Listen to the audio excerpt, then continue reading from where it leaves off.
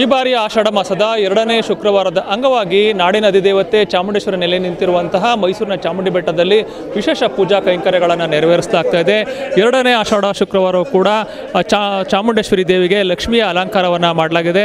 ಇನ್ನು ಇಡೀ ದೇಗುಲವನ್ನು 2ನೇ ಆಷಾಢ ಶುಕ್ರವಾರ ತಳಿರು ತೋರಣಗಳಿಂದ ಶೃಂಗಾರ ಮಾಡಲಾಗಿದ್ದು, ಅದರಲ್ಲೂ ಪ್ರಮುಖವಾಗಿ ಮಾವಿನಕಾಯಿ ಮತ್ತು ಮುಸುಕಿನ ಜೋಳದಿಂದ ಒಂದು ವಿಶೇಷ ಅಲಂಕಾರವನ್ನು ಮಾಡಿರುವ ಒಂದು ಹಿನ್ನೆಲೆಯಲ್ಲಿ ಇಡೀ ದೇಗುಲ ಒಂದು ವಿಶೇಷ ರೀತಿಯಲ್ಲಿ ಕಂಗೊಳಿಸ್ತಾ ಇದೆ.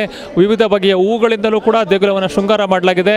ಇನ್ನು ನಾಡಿನ ಮೂಲೆ ಮೂಲೆಗಳಿಂದ ಸಹಸ್ರಾರು ಸಂಖ್ಯೆಯಲ್ಲಿ ಭಕ್ತರು ಒಂದು ಚಾಮುಂಡಿ ಬೆಟ್ಟಕ್ಕೆ ಆಗಮಿಸ್ತಾ ಇದ್ದು, ಮೊದಲ ಶುಕ್ರವಾರಕ್ಕೆ ಹೋಲಿಸಿದರೆ 2ನೇ ಶುಕ್ರವಾರ ಜನರು ಅತ್ಯಂತ ಸರಾಗವಾಗಿ ಆರಂಭದಲ್ಲಿ ಒಂದು ದರ್ಶನವನ್ನು ಪಡ್ಕೊಂಡು ಹೋಗ್ತಾ ಇರುವಂಥ ದೃಶ್ಯ ಕಂಡುಬಂತು.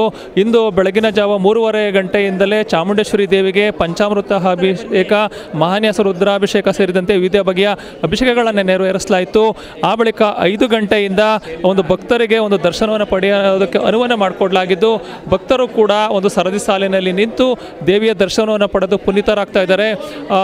ಪೊಲೀಸರು ಕೂಡ ಸಾಕಷ್ಟು ಮುಂಜಾಗ್ರತಾ ಕ್ರಮಗಳನ್ನು ಕೈಗೊಂಡಿದ್ದಾರೆ. ಎಲ್ಲಿಯೂ ಕೂಡ ಈ ನೂಕುನುಗ್ಗಲು ಉಂಟಾಗದಂತೆ ಇಂದು ಕ್ರಮವನ್ನು ಕೈಗೊಂಡಿರುವ ಒಂದು ಹಿನ್ನೆಲೆಯಲ್ಲಿ ಎಲ್ಲಿಯೂ ಕೂಡ ಅಂತಹ ಜನದಟ್ಟಣೆ ಕಂಡು ಬರ್ತಾ ಇಲ್ಲ.